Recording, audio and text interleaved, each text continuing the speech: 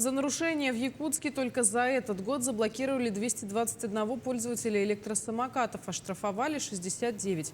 Основные виды нарушений – езда вдвоем, неспешивание и парковка вне установленных площадок.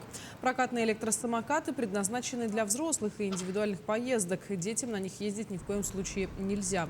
Ни в качестве водителей, ни в качестве пассажиров. Статистика показывает, что в прошлом году было зарегистрировано 13 ДТП с участием средств индивидуальной мобильности. В 9 из них пострадали 10 детей. Мониторинг у нас происходит каким образом? У нас есть городская команда, более 40 человек, которые, грубо говоря, ежечасно проверяют весь город.